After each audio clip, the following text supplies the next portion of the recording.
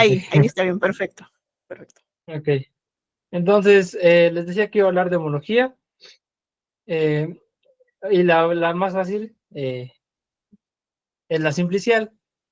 Entonces, empezamos definiendo un complejo simplicial, que es una colección de simplejos, es decir, de estos que son puntos, segmentos, triángulos, tetraedros, etcétera. De forma que si tengo un simplejo ahí, cualquier cara, es decir, cualquier subsimplejo también va a estar ahí. Y la intersección de dos simplejos es una cara de ambos, ¿no? Y ese es un complejo simplicial geométrico, por ejemplo, el que se puede ver en la pantalla.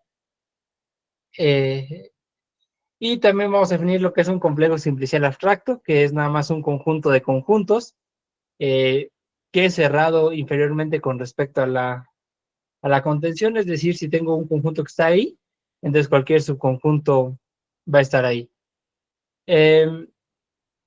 Por ejemplo, si tengo un complejo simplicial y me agarro para cada simplejo el conjunto que forman los vértices de ese simplejo, pues eso va a ser un complejo simplicial abstracto, ¿no? Y de manera como que inversa, si tengo un complejo simplicial abstracto, yo puedo tomarme lo que se llama su realización geométrica para verlo como un complejo simplicial, ¿no? Entonces, digamos que estas dos definiciones van a ser la misma, nada más depende cómo convenga verlo, si es de forma geométrica o de forma combinatoria. Eh, para los cálculos computacionales, pues conviene verlo como un complejo simplicial abstracto y pues, visualmente como uno geométrico. Aquí los dos son conjuntos, pero pues también lo podemos pensar como un espacio topológico, ¿no? Si nos tomamos la unión de los simplejos que forman ese complejo simplicial, dotado de la topología coherente a cada uno de esos simplejos, eso va a ser un espacio topológico. Y eso le llaman polítopo del complejo simplicial, o también a veces realización geométrica, ¿no? Ahora, para definir la homología, vamos a definir la homología sobre el campo de característica 2, porque es más sencillo y es el que realmente se usa computacionalmente. Y entonces vamos a definir el grupo de P cadenas de K como el espacio vectorial sobre F2 generado por los simplejos de dimensión P del complejo simplicial. Eso lo denotamos como C sub P de K. Y pues básicamente son sumas formales, ¿no? De simplejos de dimensión P. Y digo, está sencillo porque como solo estamos con el campo de característica 2, pues no, digamos, no tenemos coeficientes, ¿no? Estos son 0 y 1. Se define el operador frontera que va del conjunto, del grupo de P cadenas al grupo de P-1 cadenas, como la transformación lineal que asigna a cada simplejo de dimensión P la suma formal de sus P-1 caras, ¿no? Entonces, en esencia es esto, por ejemplo, ¿no? El operador frontera dos dimensional asigna al triángulo la suma de sus tres aristas. Y les digo, acá igual, de hecho se puede definir grupos de homología pensando en coeficientes en cualquier grupo, pero bueno, para hacerlo en general habría que definir elegir orientaciones en las caras. Pero como estamos en F2, pues no hay ese problema. Simplemente es la suma de las caras de dimensión 1 más chico. Y bueno, acá pues se ve, ¿no? Con este dibujo, ¿por qué se llama operador frontera? Porque literalmente te manda a la frontera. Y entonces, justamente a la imagen del operador frontera le vamos a llamar el grupo de P-fronteras, ¿no? Y si se dan cuenta, esas imágenes, pues, forman como que agujeros, ¿no? Forman ciclos. Y entonces esos les vamos a llamar el grupo de P-ciclos, que son justamente aquellos que se anulan bajo el operador frontera, ¿no? Que es lo que pongo acá. Y justamente lo que vimos en el dibujo es que la frontera de un simplejo pues es un ciclo, es decir, las P-fronteras están contenidas en los P-ciclos y por lo tanto tiene sentido hablar del cociente de ciclos con respecto a las P-fronteras. y eso es lo que vamos a llamar el pésimo grupo de homología de K.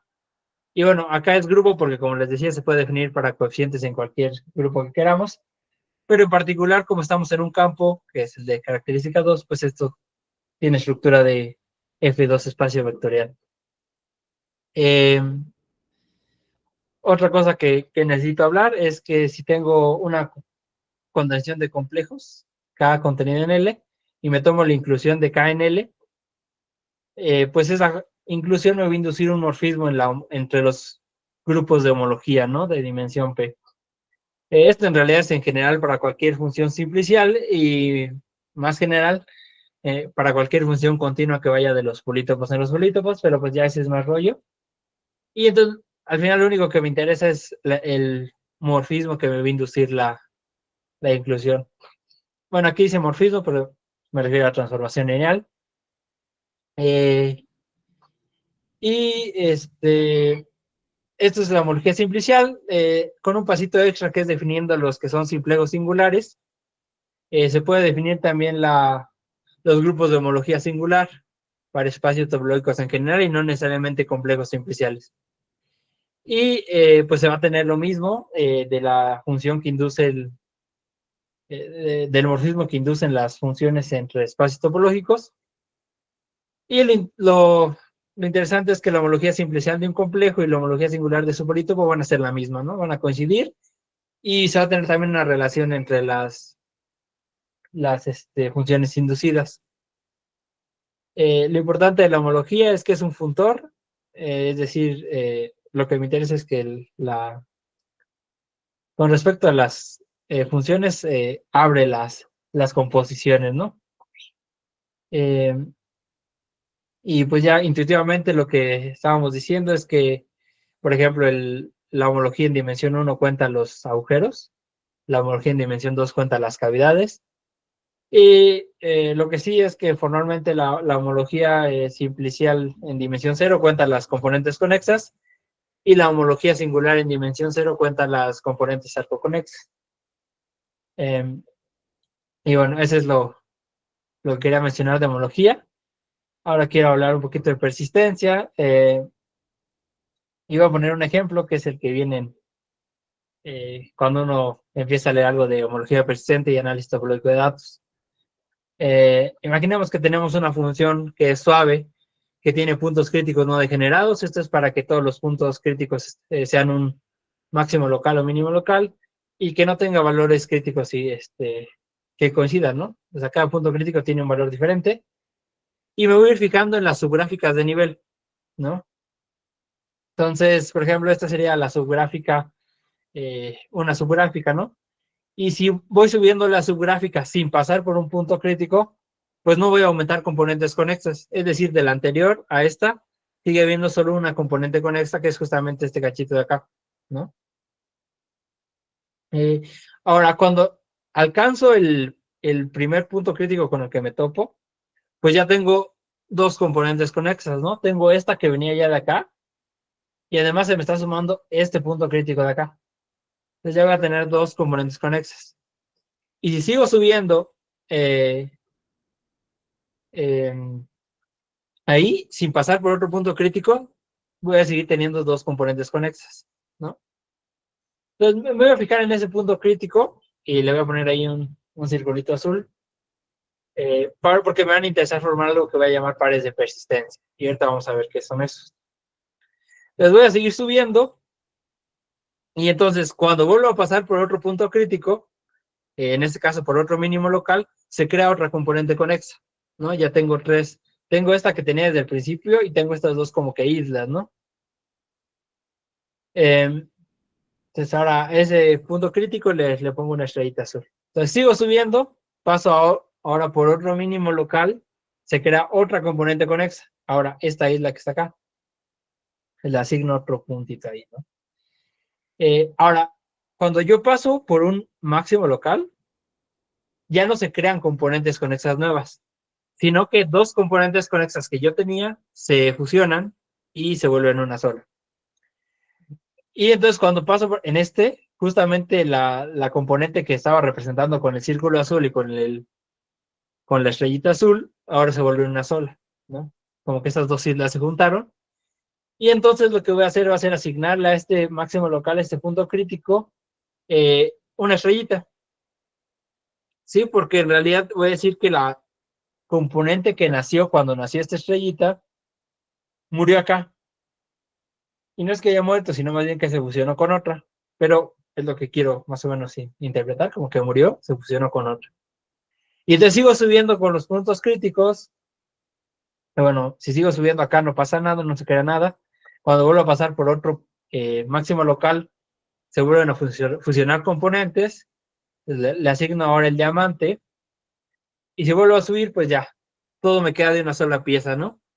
Y le asigno el azul, ¿no? Que fue el circulito azul, que le había asignado justamente a la primer componente que se me había creado, ¿no? ¿Sí?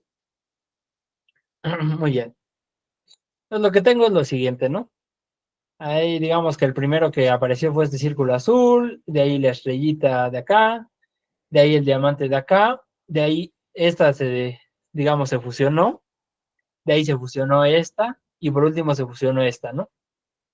Entonces, dependiendo del contexto, y ahorita voy a regresar a eso, la persistencia del azul pues va a ser desde dónde empezó.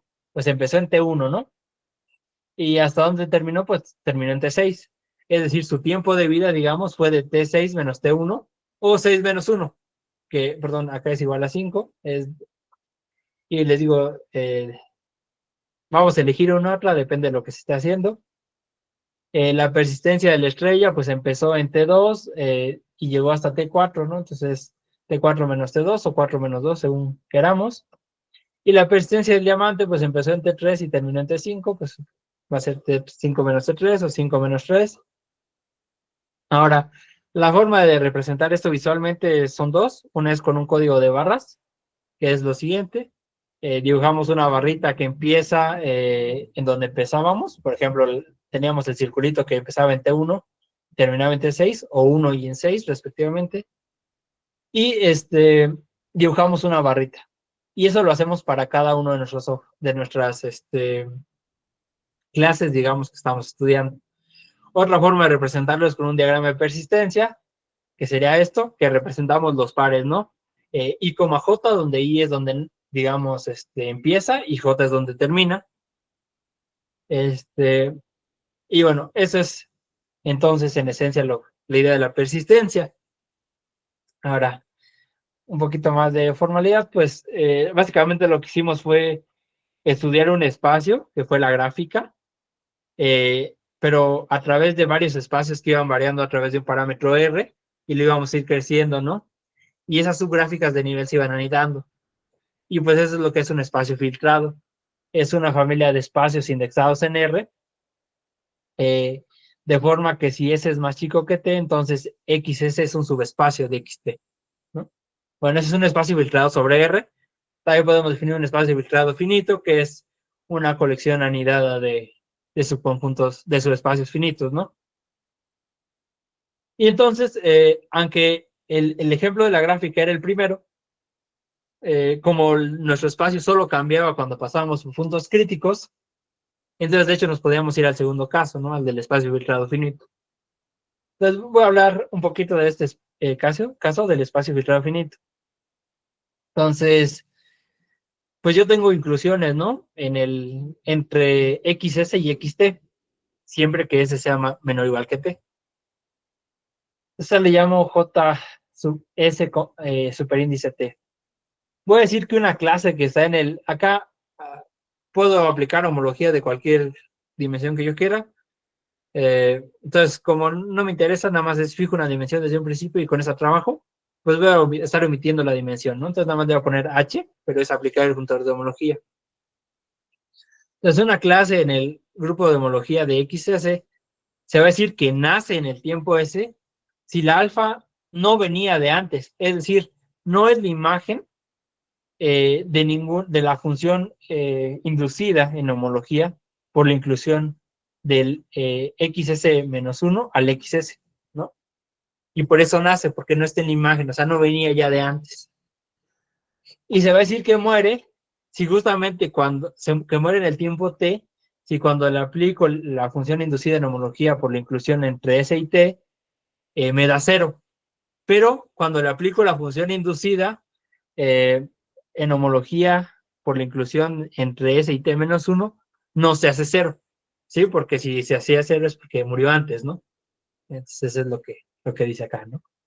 Y entonces eso significa que algo nazca en un tiempo y muere en otro tiempo, ¿no? Es como eso de que íbamos haciendo con estos pares de persistencia, ¿no? Cuando le poníamos bolita, estrellita, diamante. Entonces, ahora vamos a llamar musu S, T a la dimensión del espacio vectorial generado por las clases que nacen en el tiempo S y mueren en el tiempo T. ¿Ok? Ahí está contando, digamos, las clases, pero que son de alguna forma independientes y que nacen en S y mueren en T. Y entonces, de hecho, esto es lo que me interesaba para poder hacer el diagrama de persistencia, ¿no? Entonces, el diagrama de persistencia asociado a este espacio filtrado finito va a ser un multiconjunto. ¿Y por qué multiconjunto? Porque en el ejemplo anterior, pues no se veía, pero pueden haber varias clases independientes que nazcan en el tiempo T, perdón, en el tiempo S y mueran en el tiempo T. Entonces, van a haber varios puntos, digamos, en el mismo punto. Entonces, por eso es un multiconjunto, donde, ¿cuál es la multiplicidad de cada punto? Cada par S, T, pues lo que me diga mu S sub ST, porque mu S sub T me está contando eso, las clases independientes que nacen en S y mueren en T. Entonces, si eso es 0, pues quiere decir que no pongo ese punto. Entonces, al final voy a hacer un diagrama de persistencia como el que ya había hecho, ¿no? Y bueno, ahora, eso es para este caso, el espacio filtrado finito, que digo, se puede hacer así como, y es el que se usa para ganar este bloque de datos. Pero quiero platicar sobre el otro, sobre el caso sobre R. Entonces, resulta que lo que tenemos con cuando aplicamos homología a esta sucesión de espacios anidados, es una estructura que se llama módulo de persistencia.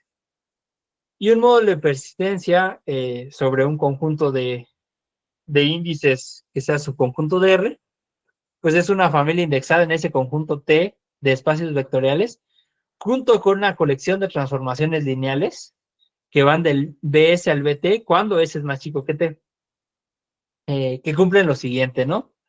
La transformación lineal que va del BS al BS es la identidad, y que se cumple esta regla de composición, ¿no? Que cuando yo compongo la que va de S a T con la que va de T a R, pues me da la que va de S a R. Y eso es justo lo que teníamos antes, porque si antes de aplicar homología, pues tenemos que la inclusión entre S y S, pues es la identidad, y cuando le aplico homología, la identidad es la identidad. Entonces, ya tengo la primera. Y pues la segunda también es obvia para la inclusión. La inclusión de S a T compuesta con la inclusión de T a R me da la inclusión de S a R.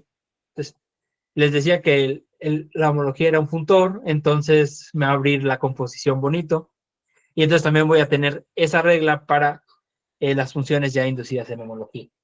Entonces, lo que tenía antes era justamente esa de un módulo de persistencia, ¿no? Y el ejemplo anterior es el más común, ¿no? Igual se puede generalizar. Imaginen que tienes un espacio topológico X, y definen una función continua de X a R, y se van fijando otra vez en los subconjuntos de nivel, y eso también te va a dar una filtración, y luego le aplicas homología y obtienes un módulo de persistencia, ¿no? Es el caso de la gráfica, pero más general. Otro ejemplo, pues son estos sencillos, que son los que llaman módulos intervalos. Se agarran un intervalo de T, es decir, pues pueden pensarlo como un intervalo de R intersectado con T. Y entonces el módulo intervalo va a estar dado, pues justo en el intervalo, los espacios vectoriales que voy a tener van a ser el campo sobre el cual estoy trabajando los espacios vectoriales, y fuera del intervalo, todos los espacios vectoriales que voy a asignar van a ser los triviales. Ahora, las transformaciones lineales que voy a tener es cuando los dos puntos S y T están en el intervalo, pues voy a tener la identidad. Pues ahí tengo mis espacios vectoriales que son el campo. Y cuando alguno de los dos está fuera del intervalo, pues quiere decir que ya sea el dominio o el codominio va a ser el trivial. Entonces mi morfismo va a ser el trivial también. Entonces tengo estos que también son ejemplos de módulos de persistencia. Si tengo dos módulos de persistencia, U y B, puedo definir su suma directa como pues los espacios vectoriales los sumo directamente, las transformaciones lineales también las sumo directamente y eso me va a dar la suma directa, ¿no? Y esto lo puedo hacer para cualquier colección de módulos de persistencia. Entonces, resulta que si tengo un módulo de persistencia sobre T y pasa alguna de las dos siguientes, que T es finito o que el módulo de persistencia es Q manso, y eso quiere decir que la dimensión de la imagen de mis transformaciones lineales es finita, entonces mi módulo de persistencia va a ser suma directa de forma única, bueno, ahí con sus detalles, de módulos intervalos, ¿no? Es decir, se ve como suma directa de estos módulos de persistencia que definí acá, si en los que en un intervalo son el campo, fuera de ahí son el cero, y mis transformaciones son o las triviales o las identidades. Y entonces, pues ya puedo definir el diagrama de persistencia de un módulo de persistencia. Obviamente en el caso en el que pase lo anterior, ¿no? En el que lo podamos descomponer como suma directa de módulos intervalos. Entonces, cuando lo podemos descomponer como suma directa de módulos intervalos, pues un módulo intervalo me va a dar pues un intervalo, ¿no? Y ese intervalo lo puedo pensar como un punto en el plano extendido, porque bien podría ser un intervalo algo, coma infinito, entonces eso quiere decir que si bien es como esas propiedades taulácicas que se conservan, ¿no? Esa componente conexa que nunca murió, pues me lo va a representar algo que nunca, que no muere, ¿no? Por eso es algo como infinito. Entonces, pues así puedo definir su diagrama de persistencia, ¿no? Pensando a esos intervalos como puntos en el plano extendido, y otra vez va a ser un multiconjunto, porque puede ser que haya suma directa de varios mismos módulos intervalos, ¿no? Que haya un intervalo que se repita varias veces. Entonces va a ser un multiconjunto, ¿no? Va a aparecer varias veces en un mismo punto. Pero, ahora, si quiero definir distancia entre diagramas de persistencia, ¿no? Porque al final lo que quiero es compararlos, pues como que voy a necesitar agregarle la diagonal, porque si se dan cuenta en el dibujo que había puesto acá, en el diagrama de persistencia le dibujé la diagonal, y es porque, bueno, nuestros puntos siempre se van a quedar por encima de la diagonal, porque obviamente tienen que morir después de que nacen, pero no solo por eso, porque la diagonal me va a servir como que para tener puntos extras. Y entonces, digamos que mi diagrama de persistencia va a ser el que ya dije que es, pero aparte le voy a pegar todos los puntos de la diagonal con multiplicidad infinita.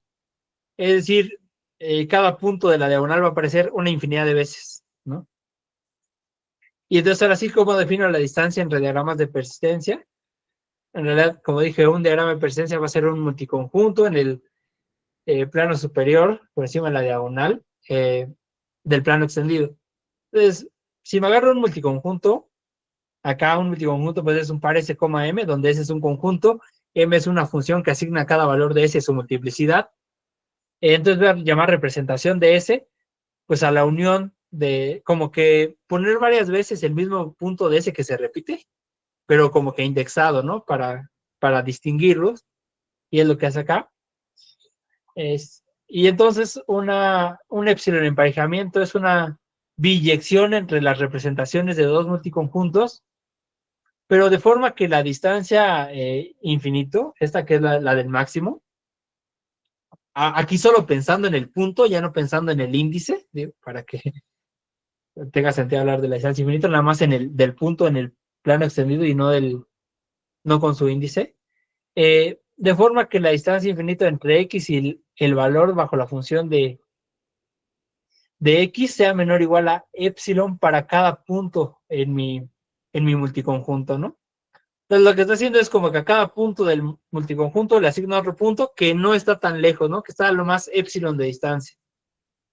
Y entonces ahora sí, la distancia que le llaman cuello de botella, que se nota como una D sub B, entre dos multiconjuntos de plano extendido se define como el ínfimo de los épsilons positivos, tales que existe un épsilon emparejamiento entre los dos multiconjuntos. ¿Ok? Y entonces ya puedo, básicamente dos multiconjuntos están cerca y los puedo casi empalmar, ¿no? Con todo y las multiplicidades. De hecho, por eso es importante acá tomarse la representación, ¿no? Porque me interesa. Digamos que visualmente lo que se hace con los diagramas de persistencia es cuando en un mismo punto hay varios ahí, o sea, porque les digo es un multiconjunto, como que se dibuja más infladito. Entre más gordo, más puntos. Y esa es la idea acá, ¿no? Como que también cuenta el peso de cada punto. Muy bien. Ahora, entonces ya tengo eso. Voy a regresar a los módulos de persistencia.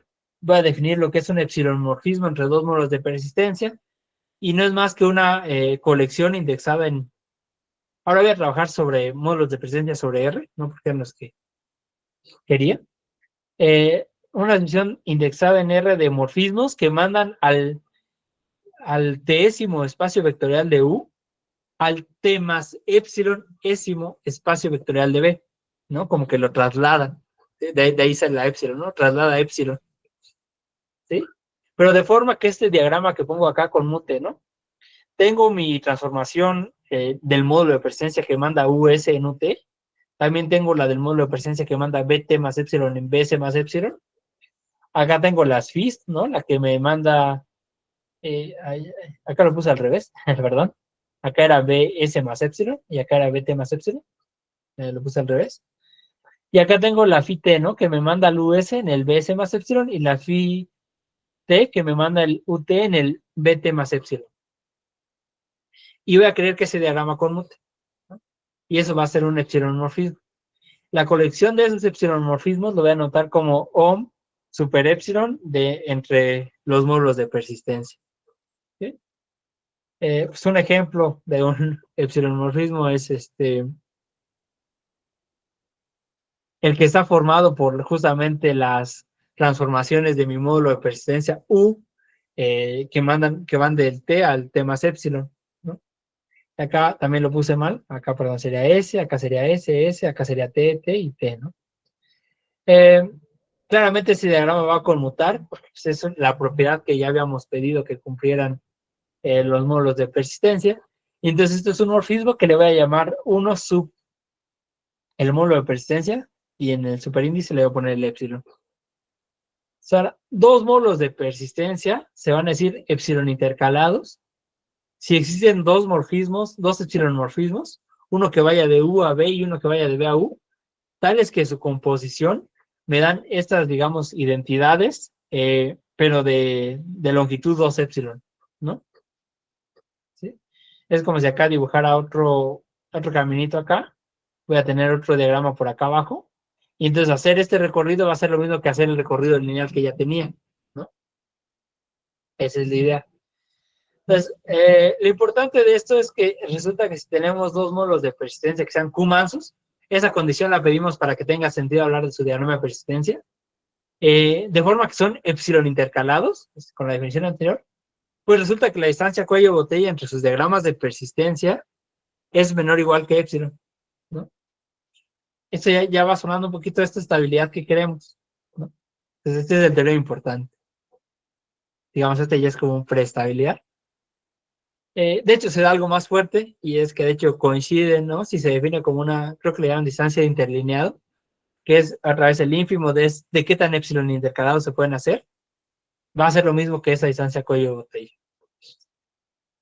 Bueno, ahora, regresando un poquito a la idea, porque eso les decía viene del análisis topológico de datos, es cuando tengo una nube de puntos, pues si yo le aplico homología, pues como que no tiene mucho chiste porque es un espacio discreto, ¿no? Una nube de puntos es una nube finita, no hay mucho chiste.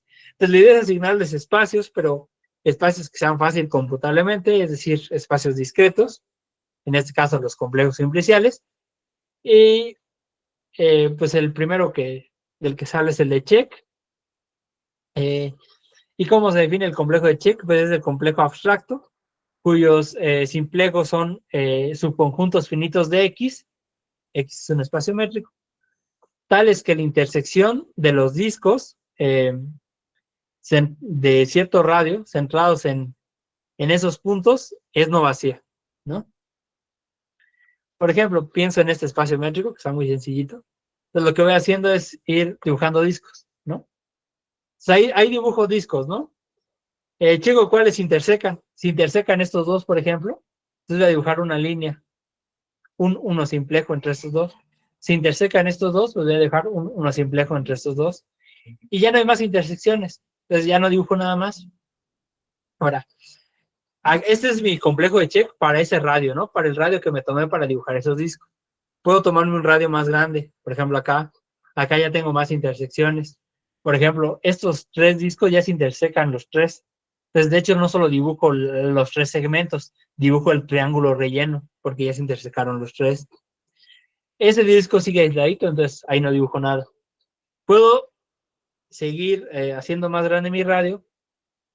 Y acá lo que pasa es que este disco de acá ya se interseca con este, y este de acá ya se interseca con este.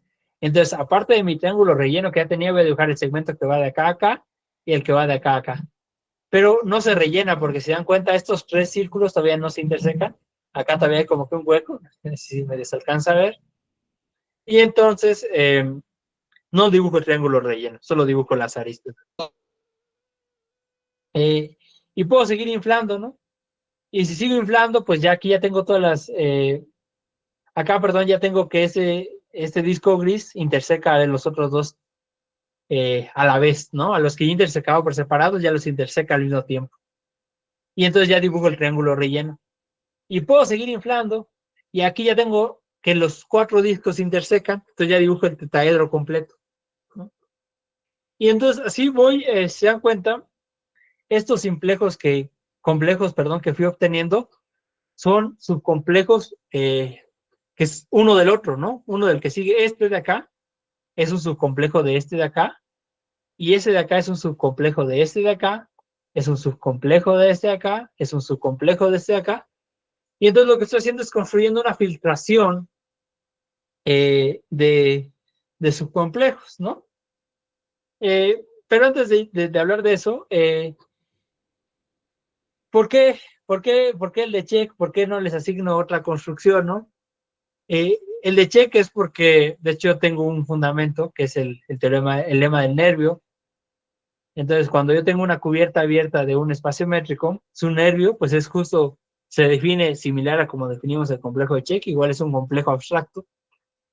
Pero entonces, el teorema del nervio me dice que si cualquier intersección finita y no vacía de elementos de mi cubierta es contráctil, entonces X tiene el mismo tipo de homotopía que el nervio de la cubierta.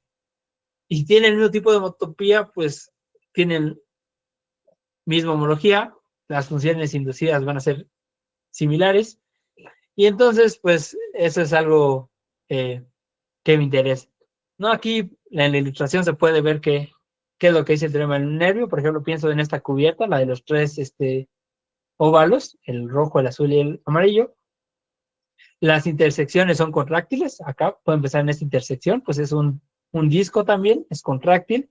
Acá también tengo intersección contráctil, Entonces, el teorema del nervio me va a decir que tiene el mismo tipo de homotopía esta cubierta con el complejo que le corresponde. El complejo que le corresponde es este triángulo hueco, ¿no? Y en efecto, sí tiene el mismo tipo de homotopía, ¿no? Porque esto se puede retraer a un triángulo acá, ¿sí?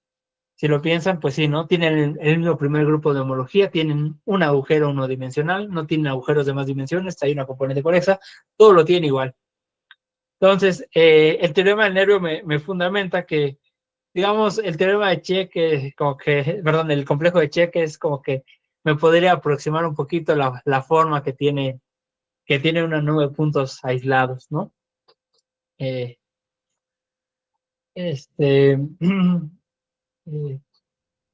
Hay otros complejos, está por ejemplo el complejo de Rips. Ese, su fundamento no es el teorema del nervio, sino más bien que se puede aproximar con el complejo de Check. Y hay muchos otros que también tienen que ver con el teorema del nervio o que se aproximan con el de Check. Muy bien, entonces ahora sí, regresando a lo que les decía, lo que construí es una filtración con estos check, ¿no? Conforme voy variando el radio de mis discos. Y entonces, ya que tengo una filtración, pues le aplico homología, tengo un módulo de persistencia, tengo su diagrama de persistencia, y entonces puedo ver qué pasa con él, ¿no? Cuando lo comparo. Entonces, estabilidad, la idea es que si cambio un poquito de dónde vengo, que serían mis nubes de datos, las perturbo tantito, entonces mis diagramas de persistencia también van a cambiar tantito. Ya sé qué significa cambiar tantito en mis diagramas de persistencia porque ya tengo una distancia que es la cuello de botella. Ahora, ¿qué significa cambiar tantito en la nube de datos? Bueno, lo que estoy entendiendo como nube de datos, pues es una, lo puedo pensar como un subconjunto de puntos en algún espacio euclidiano. Acá también lo puedo pensar como un espacio métrico, entonces lo voy a pensar como un espacio métrico. Entonces, si yo tengo dos nubes de puntos, son espacios métricos, pues voy a definir una distancia entre ellos, que es la distancia de Gromov-Hausdorff, que es el ínfimo, variando sobre todas las distancias de Hausdorff, entre los posibles encajes isométricos que hay de esos dos espacios métricos en otro espacio métrico, ¿no? Como que los pienso como subespacios de otro, y ahí mido la distancia de Hausdorff entre ellos, ¿no? Y me tomo la mínima de esas. Y entonces resulta que voy a tener el siguiente con esa distancia de Gromov-Hausdorff, que para cada epsilon que sea mayor a 2 veces la distancia de Gromov-Hausdorff entre mis espacios X y Y, pues los módulos de persistencia que obtengo al aplicar homología a los check, tanto de X como de Y, son epsilon intercalados. Y si son epsilon intercalados, entonces la distancia cuello botella de sus diagramas de persistencia es menor o igual que epsilon. Pero eso es para todo epsilon que sea más grande a 2 veces la distancia de Gromov-Hausdorff entre X y Y. Y por lo tanto voy a poder concluir el teorema de estabilidad, ¿no? Bueno, ahí nada más aparece esta condición de totalmente acotados, porque esa condición de totalmente acotados me da que los módulos de persistencia al aplicar homología de check, resultan ser Q-mansos, ¿no? Y entonces va a tener sentido hablar de sus diagramas de persistencia. Pero bueno, entonces al final voy a concluir esto, que es lo que llamo teorema de estabilidad. Me dice que pequeñas perturbaciones en los datos, entre X y Y, me va a dar una pequeña perturbación entre la información que obtengo y que guardo en los diagramas de persistencia. Y esto mismo que tengo para check, lo tengo para RIPS, ¿no? Entonces, que son los más usados. Y eso era de lo que pues, les quería hablar, ¿no? El día de hoy. Aquí pongo las referencias. Los primeros dos referencias son los artículos clásicos de homología persistente y análisis topológico de datos, ¿no? El tercero es un libro clásico también. Y el cuarto, pues es de donde viene esto de la estabilidad pues de los complejos de Check y RIPS. Igual ahí analizan otros complejos, por ejemplo el de Witness, pero ahí sí no se tiene esta estabilidad, ¿no? Y bueno, eso sería todo lo que les quería hablar. Muchas gracias, Jordi. Ha sido una charla de verdad muy interesante, muy cautivadora. Han habido cositas que me han llamado en lo personal la atención a mí, ¿no? Y justo me estaban preguntando ahí por interno que te consulte algunos libros, como para alguien que se ha interesado en el tema, y justo estás mencionando ahí en la bibliografía, me parece el tercer ítem, ¿no? Sería un buen libro como para empezar, ¿no?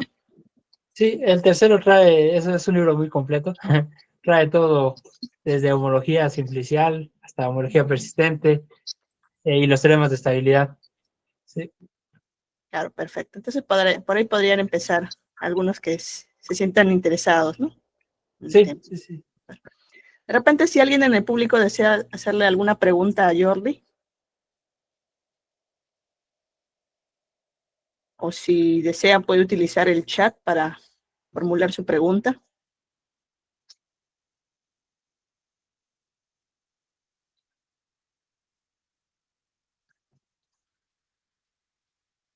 Bien, si no hay preguntas, agradecerte, Jordi, por tu tiempo, más que nada, ¿no? Tu tiempo y compartirnos en lo que estás trabajando.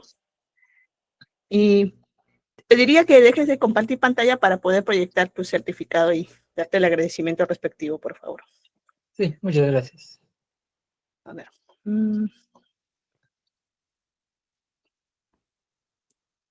Bien, ahí se está viendo. Bien, entonces, a nombre de la Facultad de Ciencias Matemáticas de la Universidad Nacional Mayor de San Marcos, se entrega este certificado a Jordi de Jesús Oseguera Martínez, en mérito a su participación como ponente en el V Congreso Internacional de Topología y Afines. Espero que el próximo año puedas seguir acompañándonos, así poder seguir al tanto de tus avances. Y nuevamente mencionarte que ha sido una charla muy interesante. Muchas gracias y muchas gracias por la oportunidad de participar. No, a ti por darnos tu tiempo, como lo digo. Muchas gracias. Gracias.